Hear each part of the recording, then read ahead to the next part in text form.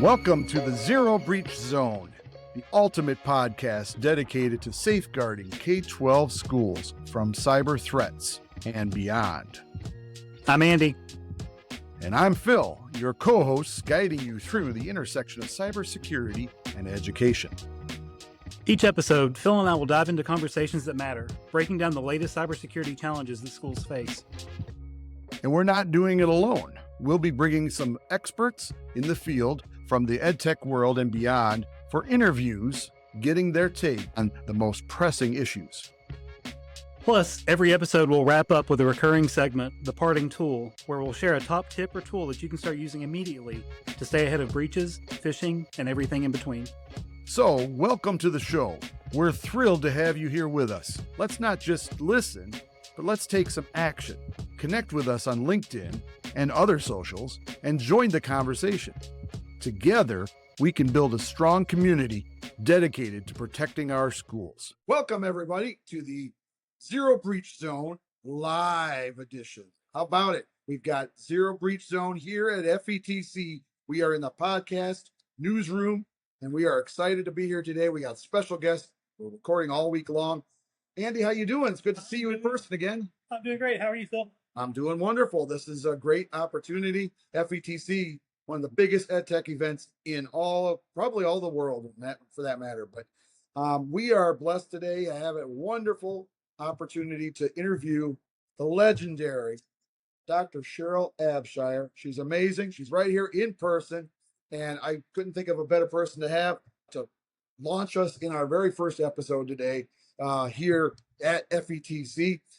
She's been here, 3 days now, and how you doing, Sheryl? I'm doing great. Anytime that I can be a part of the EdTech community with leaders and experts, and not only share a little bit of my experience and wisdom, but just soak up what's going on in schools and organizations and universities with a focus on EdTech.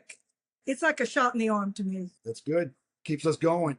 Well, folks, as you're listening to us, you're seeing us. Obviously, we're in a different format than we normally are for our podcast, and you're going to hear some noises. You probably hear the ambient noise of the conference. Literally minutes ago, we had a marching band running past through here and opening the exhibit hall. So we are here in the exhibit hall at FETC. And Dr. Abshire, Sheryl, you launched the week with a first of all, a panel, a couple panel discussions on Monday, I know. But then yesterday, you had a 4-hour session, I think. What was that on? We were fortunate. When I was here at FETC last year, the conference coordinator, Jen Womble, had asked me, we've got summits for superintendents. We've got summits for principals. We've got summits for coaches. But we don't have a summit for an IT leader. And she goes, Sheryl, in all your free time and your volunteer work, will you organize an IT summit for IT leaders? And of course, as my husband says, I don't know how to say no. And so I said, of course. So we really worked on it over the course of a year and built an agenda to talk about the hot topics in EdTech today, and brought together panelists and people, and we had a packed room, almost 200 people. It was a fantastic session. Well, thank you. Andy and I were both there yesterday, learned a bunch. There's some great stuff. So let's get started. First of all, for our listeners who may not know Dr. Sheryl Abshire, pioneer in EdTech, tell us a little bit about when you got started, how you got started, and what made Dr. Sheryl Abshire be the person that we love to learn from, I should say, today. We're not going to go back real far because then my age will be apparent, but I will say that as a former teacher, library media specialist, school principal, and then chief technology officer and university professor, I began tinkering in technology when I was a library media specialist. It was back in those Apple II days with the disk drives and the no internet and dial-up, and ran a BBS for the school district, and they didn't know how to spell BBS. And they didn't know what I was doing, hooking up all the librarians all over the world with dial-up. But I realized very quickly that technology was not going to be something that you put up on the shelf. It was a binder. There was a training you went to one time and said, oh, they'll forget about that. I'll just keep doing what I'm doing. So I saw that potential and began to work really in earnest to not only be as knowledgeable as I could, but to develop and provide opportunities for all the teachers in my school. When I was principal, I wired the first school in the state of Louisiana for the internet. This will age me, with coax cable, and we didn't really know what we were going to do, but we knew our kids needed the opportunity to reach beyond the four walls of the school. And that kind of began my journey. And then when the district decided, oh my God, we've got some technology things we need to think about, perhaps we should have somebody in charge of this. And my path was, I want to be the chief academic officer. And my team of principals were like, no, you're not. I went, I'm not doing the technology thing. I don't want to be the chief technology officer. But you're the only one here that knows about technology, yes, Cheryl. So then I was applied and appointed to position and began the monumental task of doing E-rate year one, worked through all that. Year one. Did you hear that, Andy? I did. Year one of E-rate. Where are we at now? I think we're at 22 somewhere. Yeah. Oh, it's a quarter of a century. And I was lucky because of my work with ISTE and my work with COSIN. I was chair of COSIN twice, on the board, lots of national committees, that I was appointed during President Obama's first administration to the USAC board. They had some other K-12 representatives, but they weren't in K-12. And so I was the only person that was a practitioner doing E-rate in the field, and began to learn the kind of the backdoor processes of E-rate and what was going on with USAC. And I realized that I needed to continue to advocate very strongly. So I think that's been a strong point of mine. And especially since I've left the district in Louisiana, I was CTO of the Calcasieu Parish schools there, that I can speak more openly and honestly because I'm my own boss there. Okay. How many schools were you wiring that first time around, that first go out? 70 remote sites. 70 remote sites. USAC, our listeners will know that's Universal Service Assistance Commission, something like that. Yeah, Administrative Corporation. Yep, there we go. It's been a while since I had to say that part of it because we all know it is E-rate, but thankfully that program is still going on, and we hope it will continue to go on because it's obviously made a huge difference. A huge difference. I tell people who ask about this, it is the single only reason why schools in this country have the internet. Because of the discounted services. The issue being that the amount of money that it costs to not only wire, but maintain the wiring, but all the internal connections that go along with that, the switches, the wires. It's an expensive business, and schools cannot afford those monthly rates. Yeah, and that's one of the things I think about with the talk now about will E-rate stick around. I think if it goes away, we might have mentioned this before, that if it goes away, there will be schools without internet. There will be a lot of schools without internet. That ruling that challenges the constitutionality of the Universal Service Fund in entirety, which is remote healthcare services. I mean, it's important to us because we're educators, but I would submit that it's important to this country. That ruling came out of the Fifth Circuit, which is in New Orleans, which covers Louisiana and Texas. And I taught school law for years. I'm well acquainted with the Fifth Circuit rulings that have not been quite so positive to education. So now it's been sent to the Supreme Court. They will hear it. And I think what's going to happen is going to send it back to Congress to talk about how is it funded.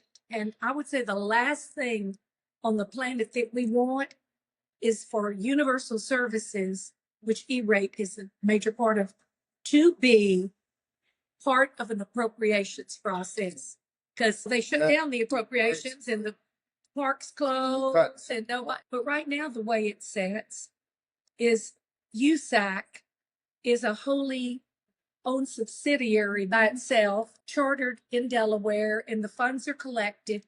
It doesn't fall under appropriations, which is good for every school and library in this country, is that funding is done by USAC and is separate and apart. It's not political.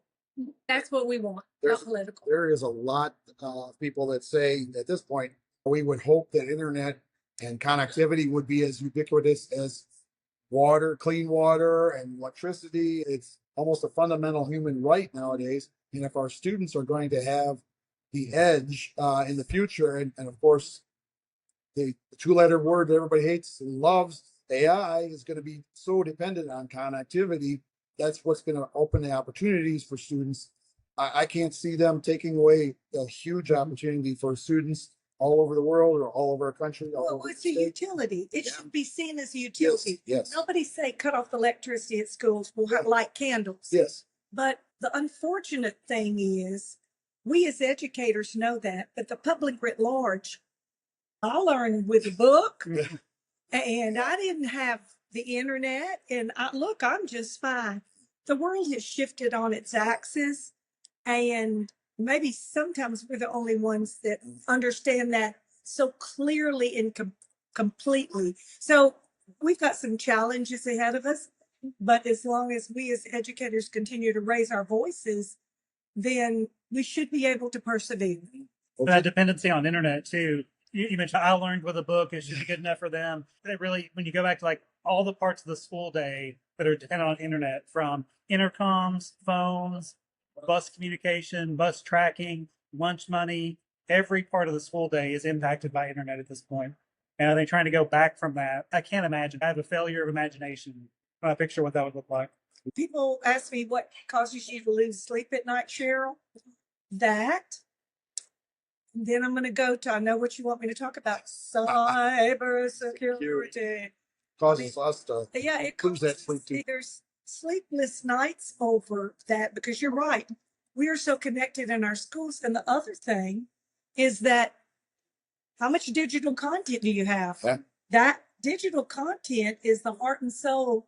It's our textbook now. It is our textbook. It is that book that they were using to read now. That's where it comes. So that's the worrisome part, is that do policymakers understand what you just said, how deeply embedded the work of teaching and learning is to the connectedness of learning? Just the textbooks and the books that I learned from a book and everything. Back in those days, they had the robbing of the Wells Fargo Pony Express and what have you. There were criminals back then doing things. The criminals are still criminals, and they still do it. They just do it now with the internet. And of course, that's cybersecurity that we always talk about. And that's what we're all about here at the Zero Breach Zone.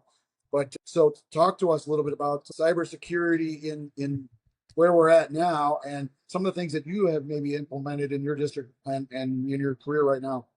I think one of the most important things is the awareness of school leaders, and not just EdTech leaders, but school leaders, to understand, as you said, the imperative to have internet. But it's one thing to have it, but it has to work. It has to be ubiquitous. We have to have dependability, reliability, and validity. And with some of the bad actors now, that all of the research that's been done, and COSA, the Consortium for School Networking, that I know you're both, well acquainted with, has over the last 7 or 8 years reached out to EdTech leaders around the country in school districts. And every single year, the number one issue with EdTech leaders is cybersecurity, and it grows. So you should say, okay, Sheryl, we know that's the number one issue. We're going to fix that. Here's the problem, especially small, medium, rural school districts. The majority of school districts in this country are small school districts. They're not all mega districts that can hire a cybersecurity expert. They can have all the software tools they need. You might have someone that handles your network. Oh, and they also handle transportation because that's been given to them, or libraries. The point being that the bad actors around the globe understand clearly we're the low-hanging fruit. We're the least protected. We're the least knowledgeable. and a gold mine of information. Treasure trove. Where else can you find pristine Social Security numbers for 5-year-olds that will not be really put into use until maybe they get into high school?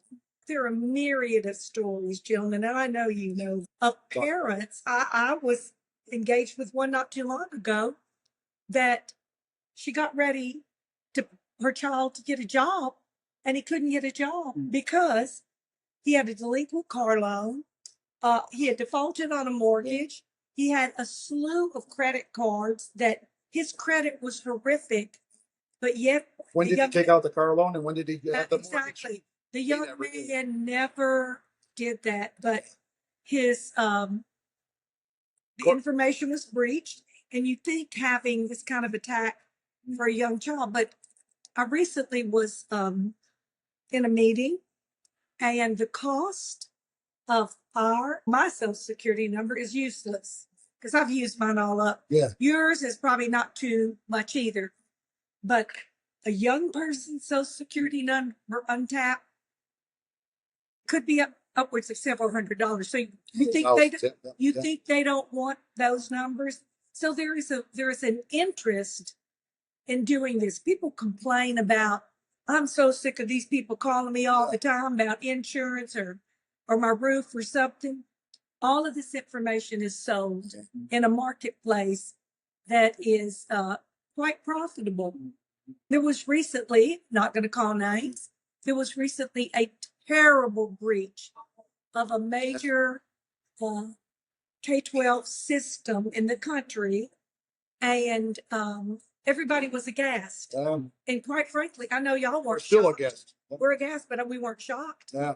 No, we weren't shocked. We weren't shocked, and it came out of Ukraine, let's just say it, and they paid a lot of money, supposedly, to erase all the data. Supposedly. But so we hope so. I'm really going to trust a hacker. Yeah. That's who I trust. Yeah. So if there was ever a time, I said this in a session I just did here at FETC, if there was ever a time when professionals in K-12 schools would rise up and do some internal evaluations of what are their risk parameters, how protected are they, and go to the superintendent of the board and say, we are at high risk, and use this, maybe not a threat, but certainly a promise that not if, when it's going to happen to them. That's what we preach here at Zero Breach. It's just a matter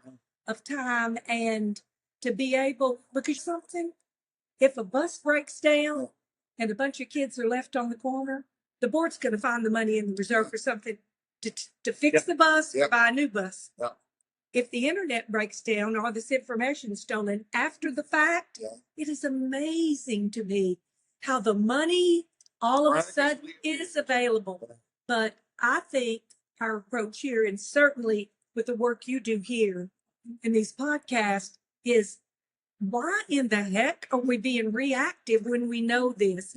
Let's be proactive. Let's network and take care of this and put up the walls of protection we need, the processes and the procedures that quite frankly are known to us.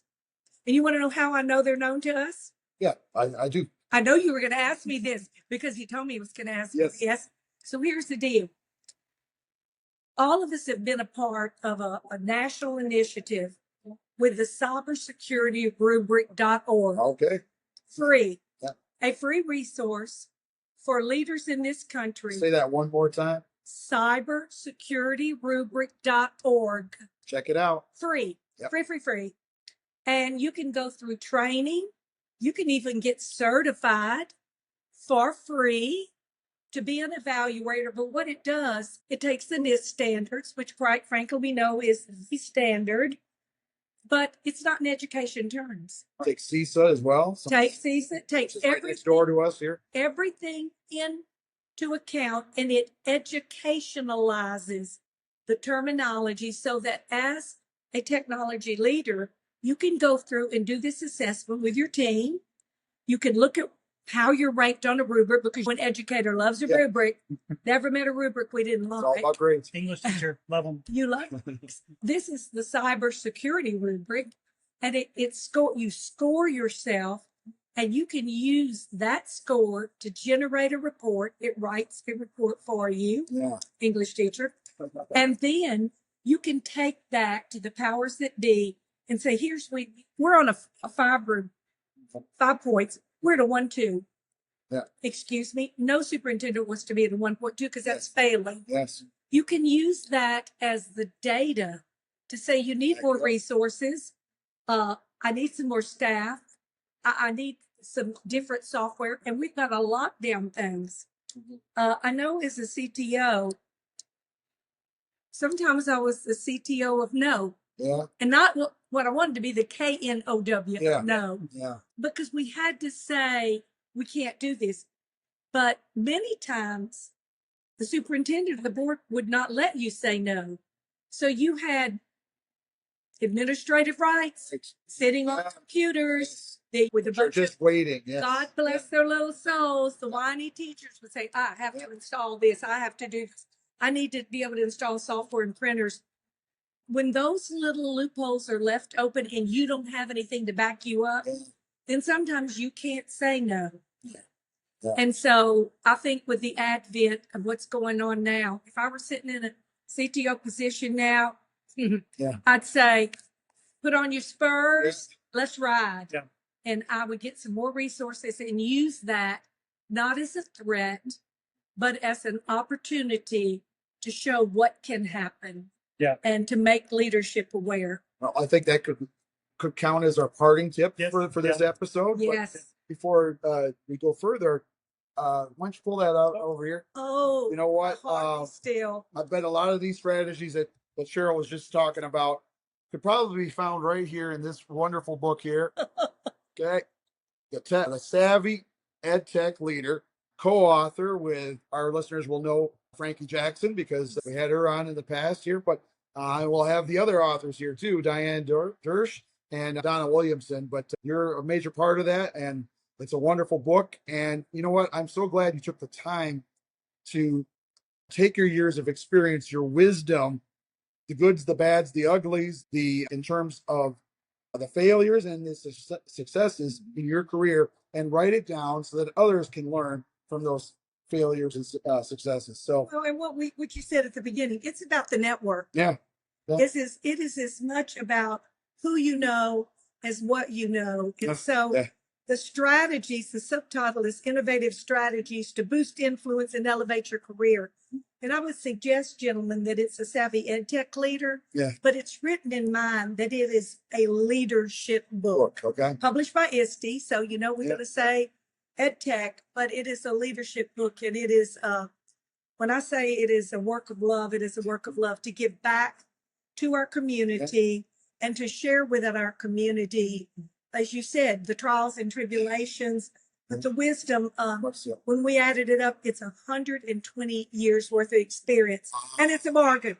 It's a bargain. Yeah. And our website is savvyedtechleader.com. And you have an assessment there, if I'm not mistaken. We have an assessment for folks to use it. I think you said when you took the assessment, you said, "Oh my God."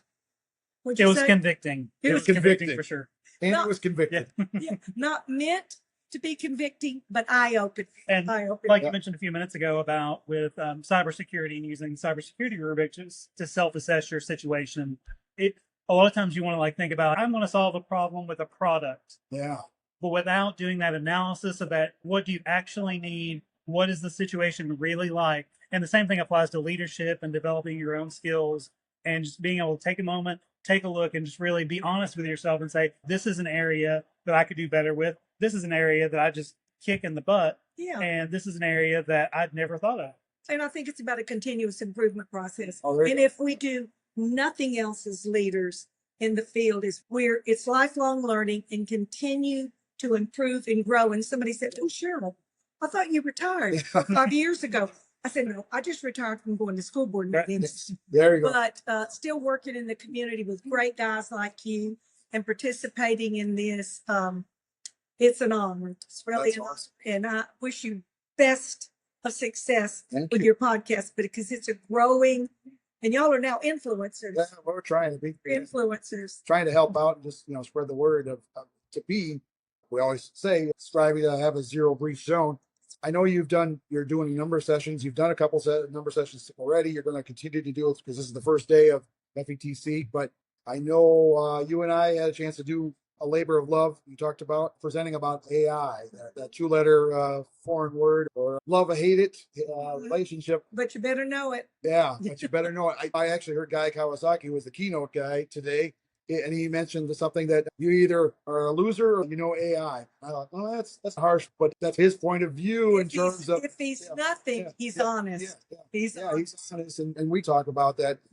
Humans are not going to be replaced by AI, but humans without AI are going to replace, or going to be replaced by humans who use AI. And I think that's the gist of what he was trying to get at. Fair point. Yeah, and so AI, cybersecurity, how should the two meet and converge? What do you see? Give us a prediction. Here's my prediction that it's already merged. Okay.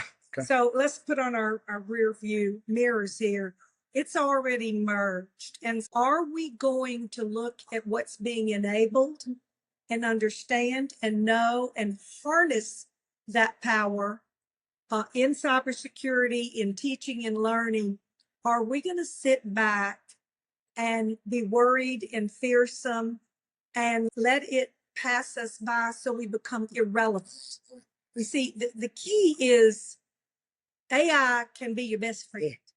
And whether we want to believe it or not, we should know that our students are becoming masterful. Mm-hmm. That's not a bad thing that our kids in classrooms know more than us and can help us. But if we're not teaching them the ethics, the parameters, the bias, so that they understand how to use it effectively in their student lives, but going forward, then we disenfranchise them from the learning that, and I think you said it today in a session we were in, Phil, that we prepare them for their future, not our past. And so I think we have an obligation to do that. You can't teach what you don't know. And so I think it behooves us to encourage our leaders at all levels, not just from technology, that even policymakers to understand the power, and I would say the promise of AI, but also understand the perils. Yeah. And again, you can't teach what you don't know. I think we cannot afford for it to pass us by. And while we're sitting still, it is moving at light speed. That's true. You mentioned about being a lifelong learner, and here you are, you're retired from this. You don't even have to be at an event like this, but you are, because you're not only sharing your information, your expertise, your wisdom, both in person and through the book, but you're still learning and sharing. You're sharing. I think one of the things I love about you so much is that you take the time to take other people under your wing and show them what it's like, you are personifying a lifelong learner by doing this. And so I really appreciate that, because I've learned so much from you in the past, and I continue. Every time we get together, I learn something new. So I really appreciate that. I appreciate your time with us today. It's been an honor to speak with you, gentlemen, and just continue the work you're doing, because y'all are spreading the wealth. I'm trying. Spreading the wealth. We learn from you. Thank you. And learn together. A lot of these great writers on here as well. If you haven't got the book, get the book. You hear at FETC, you can get it signed probably, and hey, probably at ISTE. ISTE's coming up. You'll have the book there. I'm sure you'll have it. You can even buy this book on Amazon. Amazon, yeah. With a little bit of a discount. Yeah. But if you do buy the book, bring it to Coast and bring it to ISTE. If you see them, they'll sign it for you. Our hands are worn out from signing. But again, it's so fun to meet people and to find out what they're doing and personalize this for them. It's a blessing. Thank you so much for your time today. We appreciate you taking the time out of your busy schedule. If you look at the schedule for FETC, you're going to see Sheryl's name all over the place. Can't say no. My husband said, "Do I say no?" I said, "No, I do not know how to say no." So thank you for being with us today. Happy to be here. All right. Thank you. All right. Then thank you everybody for joining us once again at the Zero Breach Zone, where we always strive to become the Zero Breach Zone. Thanks for tuning in to today's episode of the Zero Breach Zone podcast. We hope our conversation left you feeling more informed and empowered to protect our K-12 schools from cyber threats. A big shout out to our sponsor, Cybernut AI, for making this podcast possible. Cybernut is committed to providing security awareness training designed for schools, helping educators and students navigate the digital world with confidence. If you want to learn more about how Cybernut can help strengthen your school's cybersecurity defenses, head over to their website, cybernut.com, and sign up for their training program. Together, we can create a safer online environment for everyone in our educational communities. And don't forget to hit the subscribe button. Connect with us on LinkedIn to join the conversation and help us build a strong community around cybersecurity and education. Join us next time on the Zero Breach Zone for more insightful conversations. Stay vigilant, stay ahead, and let's keep our schools a Zero breach Zone.